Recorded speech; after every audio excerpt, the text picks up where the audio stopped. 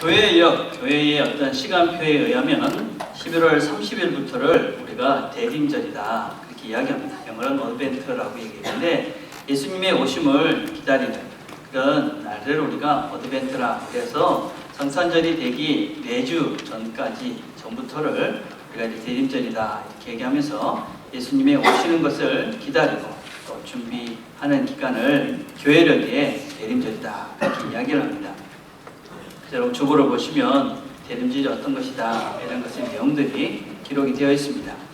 자, 여러분 그래서 몇 주 동안은 우리가 예수님께서 이 땅에 오신 이유가 무엇인가, 그래서 우리가 어떻게 이 주님 오시는 것을 준비해야 되는가 하는 것들을 같이 살펴보면서 성탄을 준비하고 기다리는 그런 시간들을 가지려고 합니다.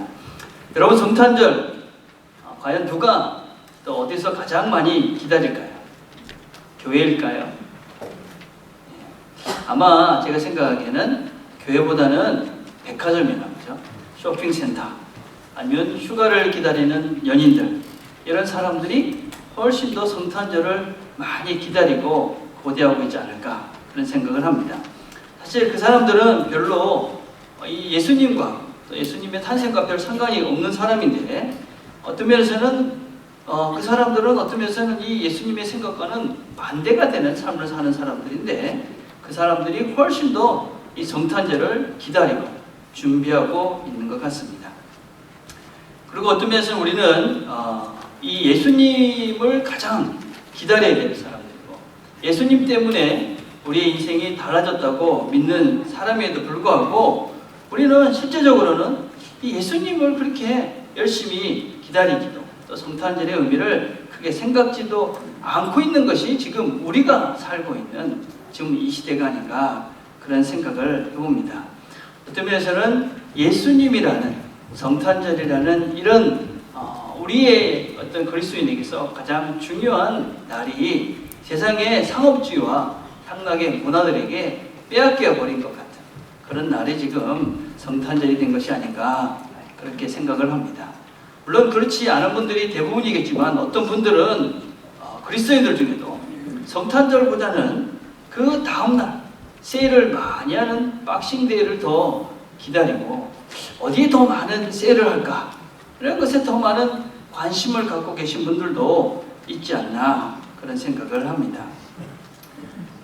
어쩌면 우리 그리스도인들이 가장 기다리고 소망하고 기다려야 되는 이 날이 세상의 어떤 향락주의와 소비하는 이런 문화가 놀고 먹고 마시고 하는 이런 문화가 이 날의 의미를 잃어버리게 하고 제일 즐겁고 기쁘게 이 날을 준비해야 될 교회에서는 점점점 이런 세상의 문화 속에 이 성탄의 본질적 의미를 상실해 가고 있는 것이 아닌가 하는 걱정을 하게 합니다.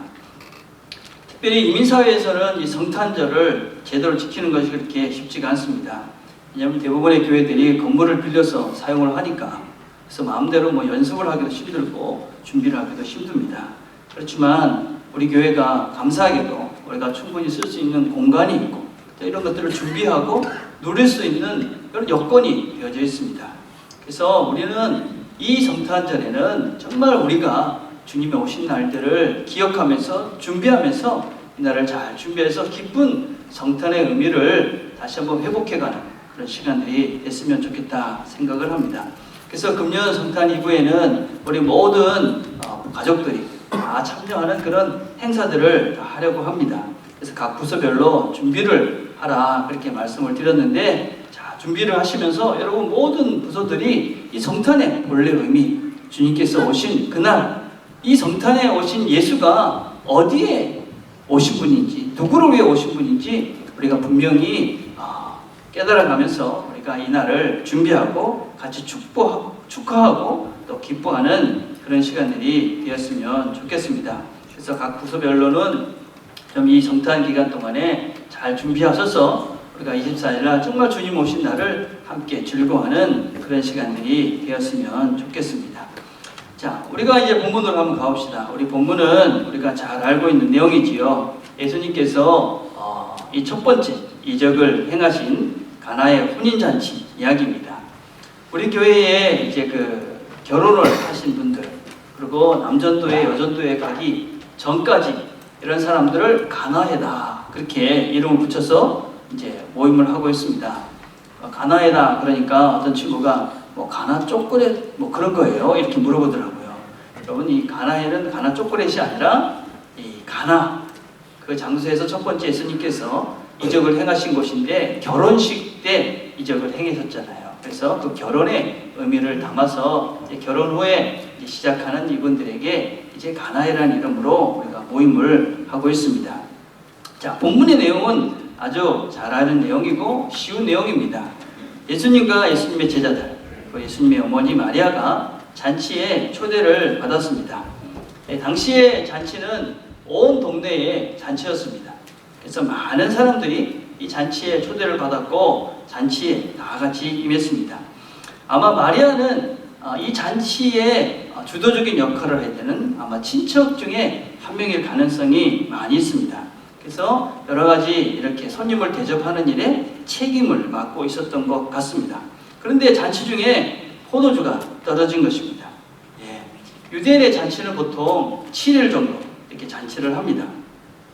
자, 그런데 이 포도주가 떨어졌다 하는 것은 상당히 큰 실수를 한 것이고, 그 당시의 문화 속에서 이 포도주, 잔치집에 포도주가 없어졌다, 떨어졌다 하는 것은 단지 그냥 포도주가 없는, 술이 없는 이 정도의 수준이 아니라 그 당시에는 그것이 도둑질과 같은 범죄 행위로 그렇게 간주가 되었다고 합니다. 그래서 잔치집에 갔는데 포도주가 떨어졌다. 그럼 이 사람은 우리를 아주 이렇게 무시한, 그래서 이 사람을 법정에 고소를 할 수 있을 만큼의 그런 일들이 바로 이 포도주가 떨어진 그런 상태다라고 할 수 있습니다. 자, 그렇게 포도주가 떨어지니까 주님께서 있는데 예수님의 어머니가 예수님에게 다가와서 이야기를 합니다.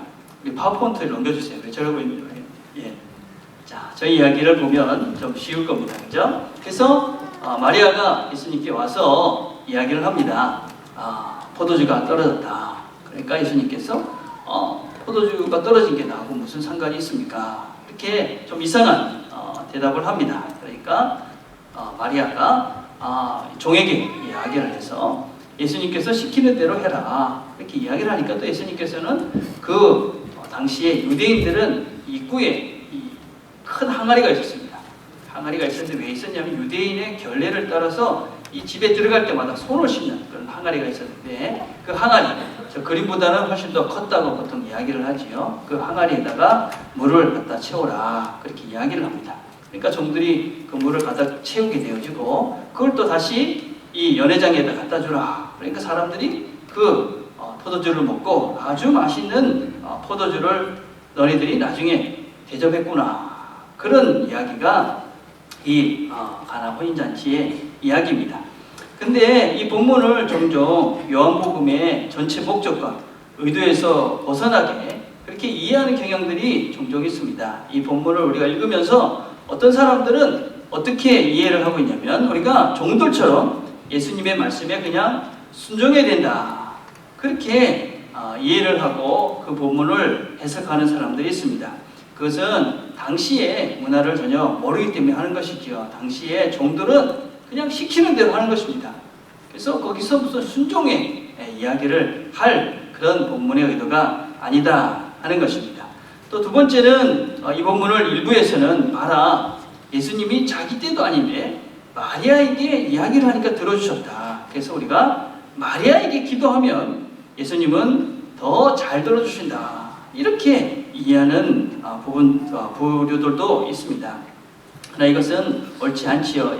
하나님께서는 우리가 어떨 때 하나님이 원치 않아도 우리가 기도하면 들어줄 때가 있습니다. 그런 것들은 성경에 곳곳에 나오지요. 예를 들면 이스라엘 백성들이 왕을 원합니다. 그렇지만 하나님은 원치 않았어요. 그렇지만 이스라엘 백성들이 강구하니까 그래, 왕을 세워줄게. 그리고 왕을 세워주시잖아요. 그렇죠? 그럼 이스라엘 백성들에게 우리가 기도를 해야 되는가? 그건 옳지 않지 않습니까? 마찬가지로 이렇게 한 구절, 한 부분을 끄집어내서 어떤 원리를 적용하는 것은 항상 문제가 있다, 그런 얘기를 드렸습니다. 또 어떤 사람들은 그냥 예수님이 한테 이야기했으면 들어주실 줄 믿고 그냥 행하면 된다. 뭐 이렇게 조금은 무리한 그런 해석을 하시는 분들도 있습니다. 그것은 이런 해석들은 성경 전체의 문맥과 또 성경이 이야기하는 그런 흐름, 사상과는 전혀 상관이 없는 잘못된 이해다라고 할 수 있습니다. 자, 그러면 이 본문을 바르게 이해하기 위해서는 우리는 이 요한복음을 왜 기록했는가 하는 것부터 우리가 하나씩 살펴봐야만 합니다. 요한복음을 왜 기록했을까요? 자, 요한복음을 왜 이렇게 기록했는가 하는 것은 요한복음 20장 31절에 아주 분명하게 나와 있습니다. 20장 31절에 보면 오직 이것을 기록함은 너희로 예수께서 하나님의 아들 그리스도이심을 믿게 하려 하며 또 너희로 믿고 그 이름을 힘입어 생명을 얻게 하려 함이니라. 그러니까 이 요한복음을 기록한 이유는 예수님이 하나님의 아들이고 그를 믿어서 영생을 얻게 하기 위해서 이 요한복음을 기록했다 하는 것입니다.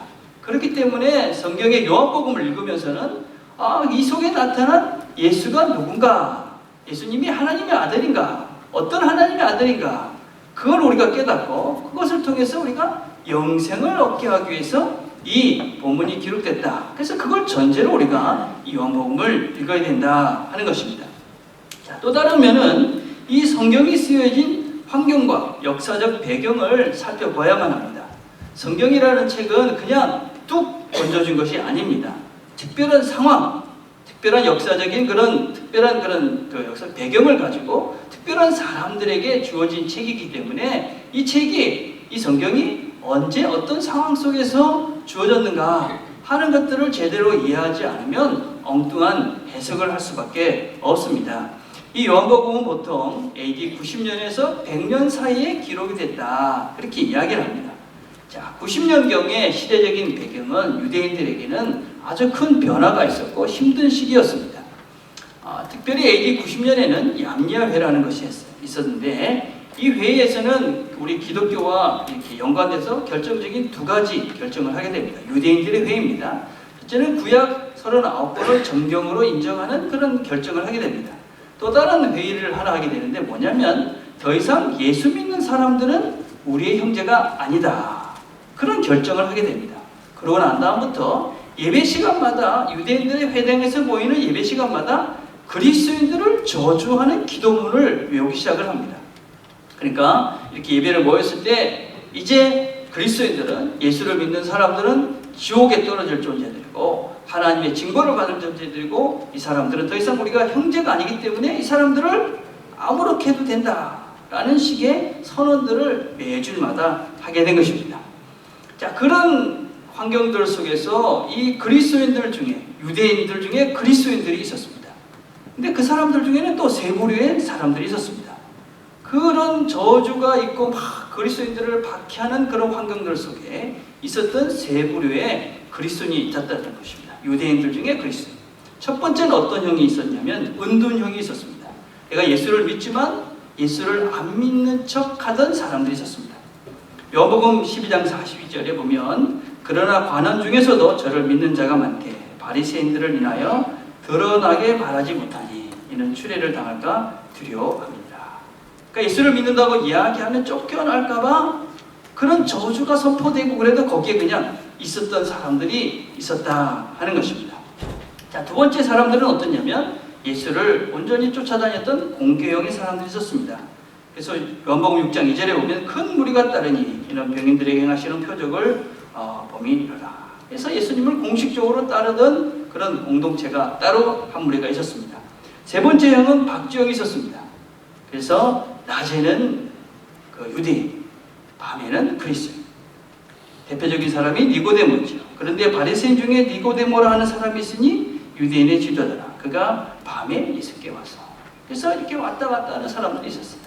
그래서 이 같은 그리스도인 공동체 안에 예수를 믿는다고 공개적으로 선언하는 사람도 있었고 어떤 사람은 그냥 숨어 지내는 사람이 있었고 어떨 때 왔다 갔다 하는 사람들도 있었어요. 근데 그들은 서로가 다 잘 아는 거예요. 저 사람 예수 믿는 사람인데 예수 안 믿는 척하네? 저거는 박쥐네? 그러면서 이 사람들을 지적하기도 하고 또 어떤 사람들은 그래 너희들은 잘났다. 그래 너희들은 잘났어. 그러면서 그 안에 많은 갈등들이 있었던 거예요.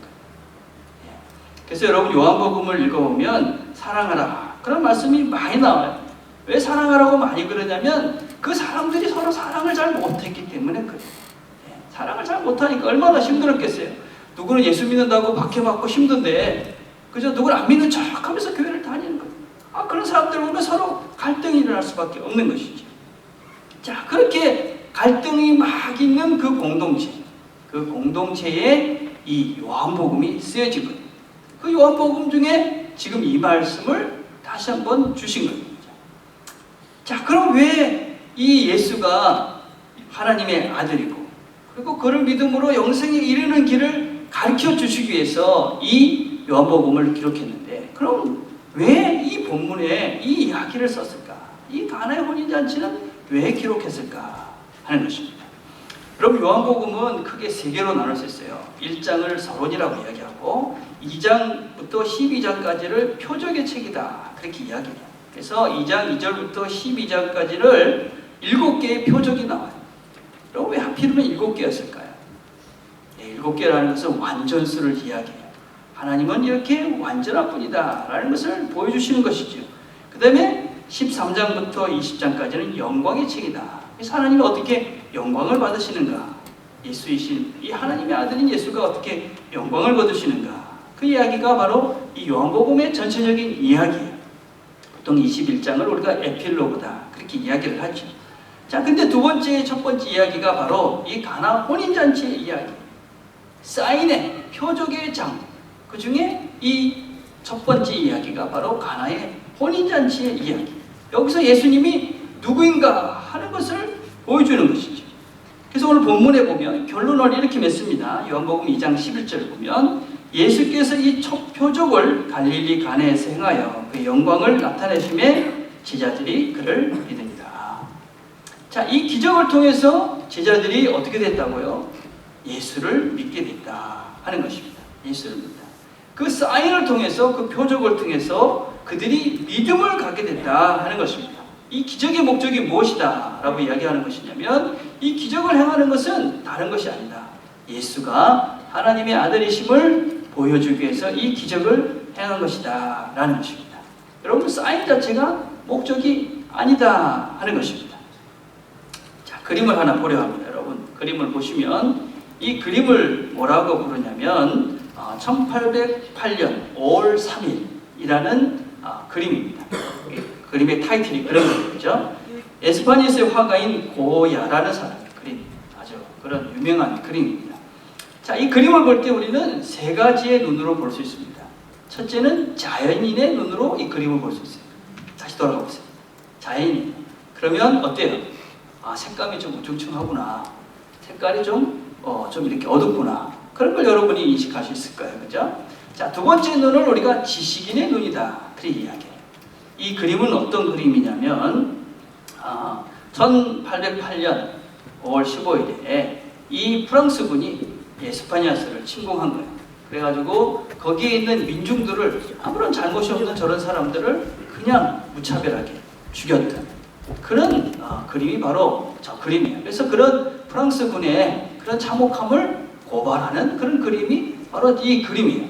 그래서 지식인의 눈으로 보면 프랑스 사람들 나쁜 놈들 뭐 이런 것들을 우리가 보면서 저 그림을 볼 수 있어요.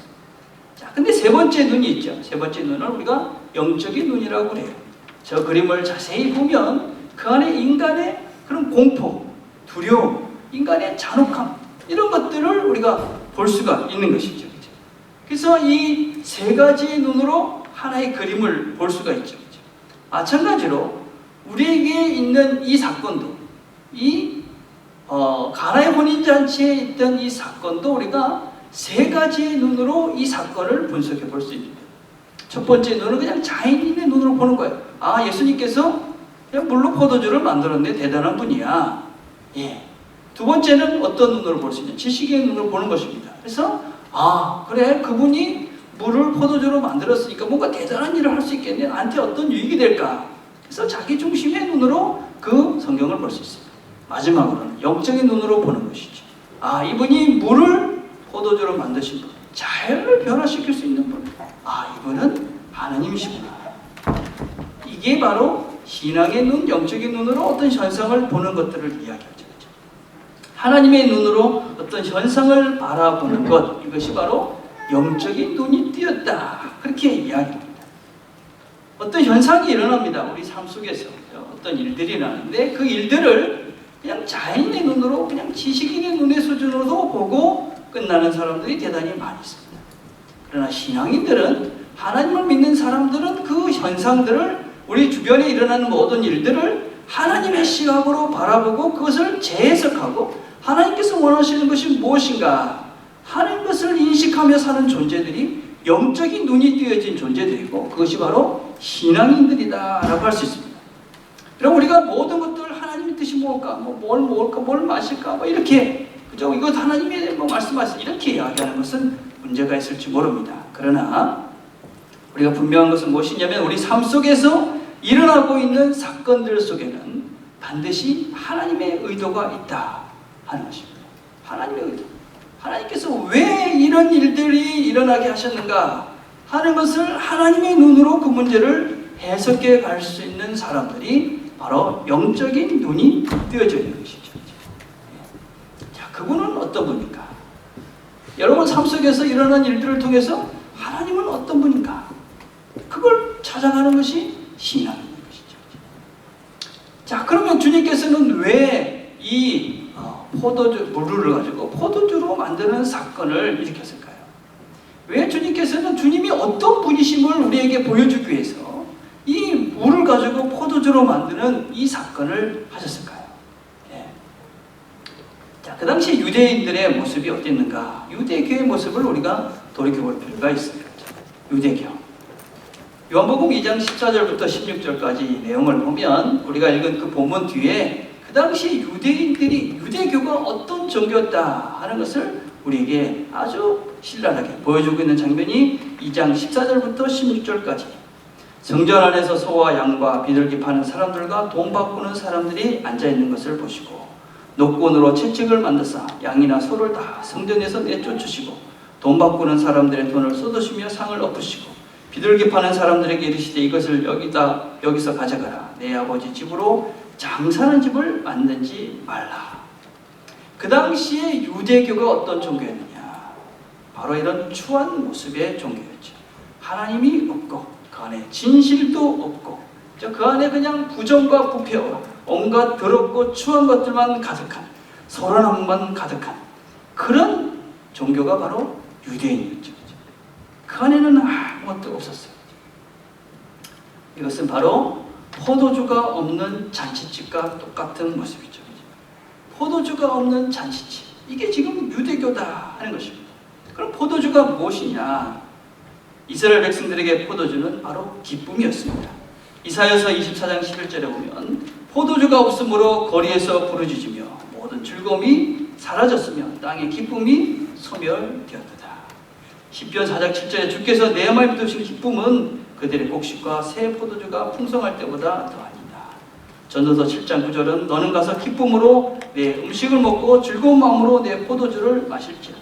이는 하나님이 내게 하는 일들을 벌써 기쁘게 받으셨습니다. 포도주는 기쁨입니다. 그렇죠?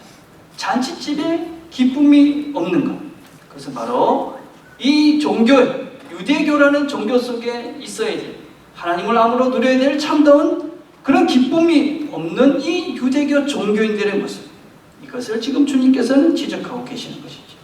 율례와 습관으로 고착되어진 화석화된 종교, 형식만 있는. 그래서 성경은 일부러 의도적으로 기록을 하고 있는 것이죠. 그 율례에 따라서 있었던 6개의 항아리, 그 속에는 아무것도 없었던 것이죠. 물만 채워져서 기쁨을 줄 수 없는 형식만 남아있는 그 종교적 틀을 이야기를 하고 있는 것이죠. 그런데 그 사라져버린 기쁨, 그것을 회복시켜 주신 분이 누구냐?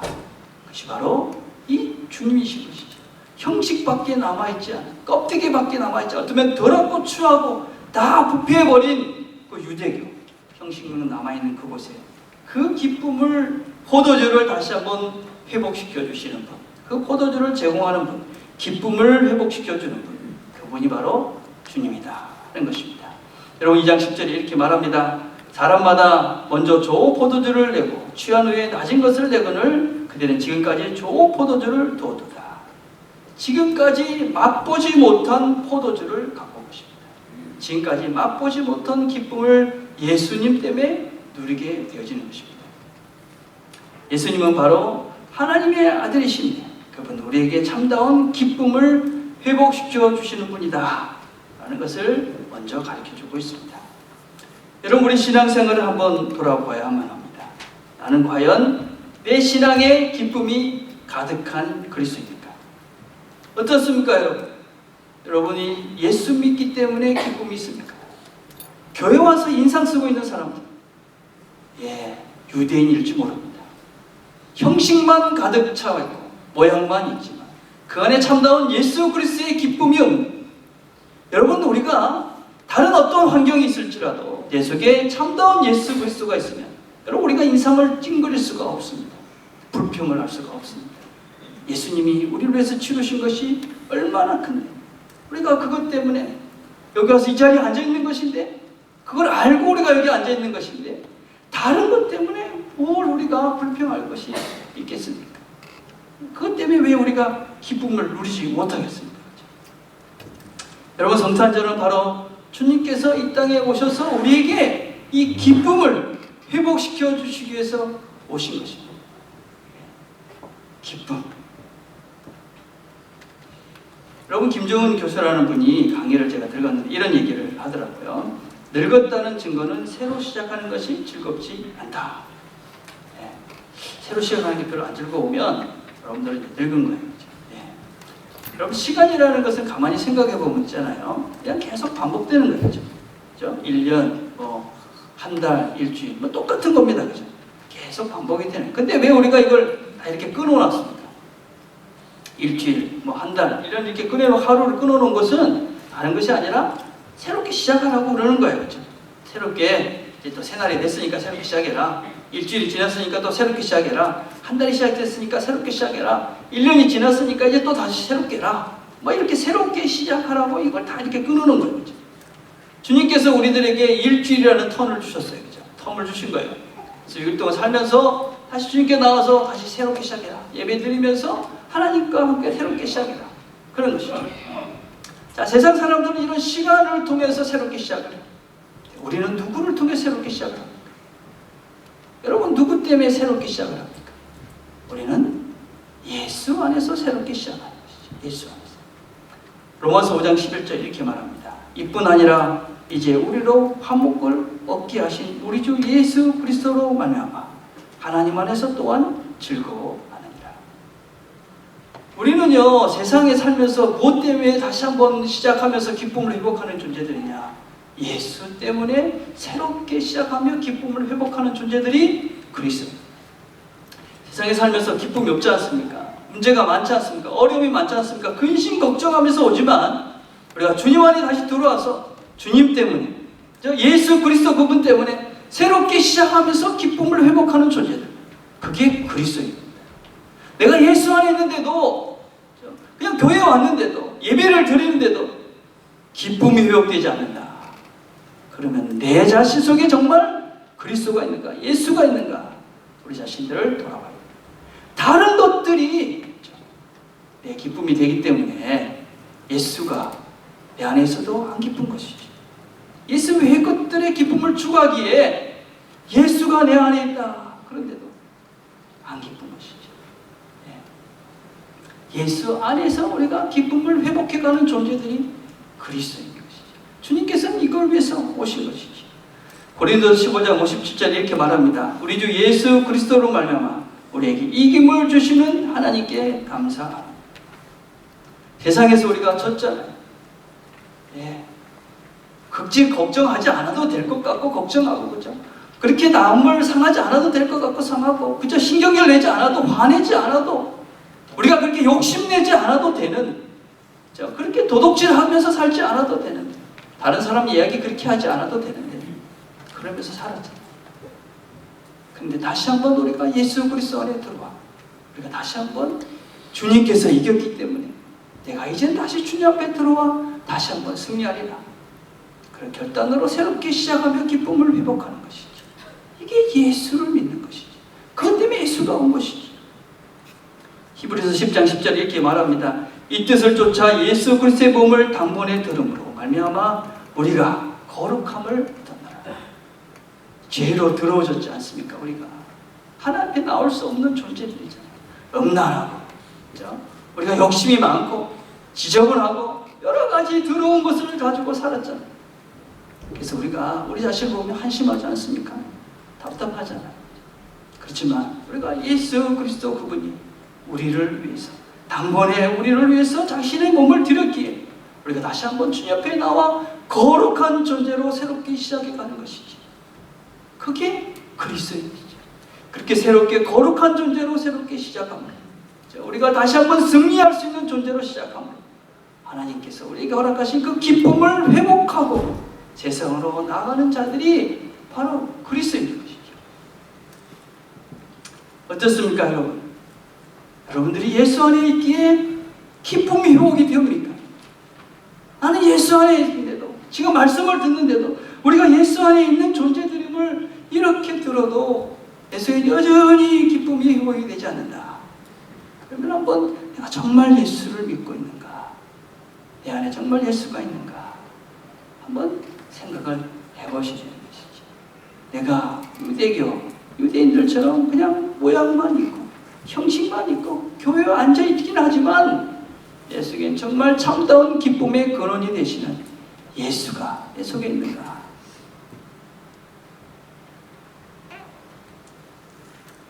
여러분, 이 포도주는 또한 기쁨인 동시에 또 대성물이죠. 마태복음 26장 28절에 이렇게 말합니다. 이것은 죄사함을 얻게 하려고 많은 사람을 위하여 흘린 바 나의 피 곧 언약의 피니라. 그러나 너에게 이르노니 내가 포도나무에서 난 것을 이제부터 내 아버지의 나라의 새 것으로 너희와 함께 마시는 날까지 마시지 아니하리라. 여러분, 주님의 피, 이 주님의 피는 우리의 죄를 대속하는 것입니다.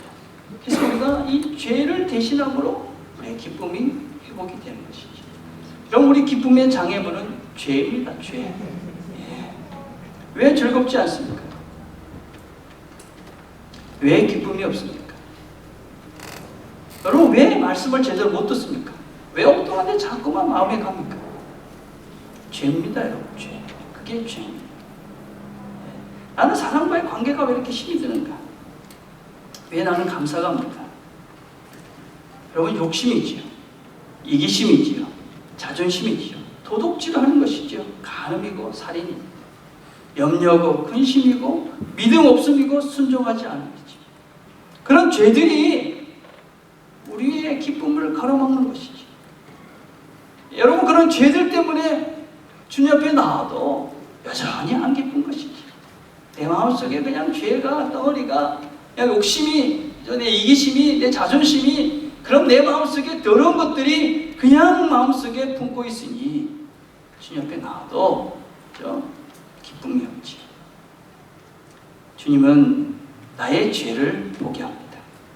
그러니까 주님 앞에 나오면 여러분들이 여러분의 죄들을 주께서 보게 하십니다.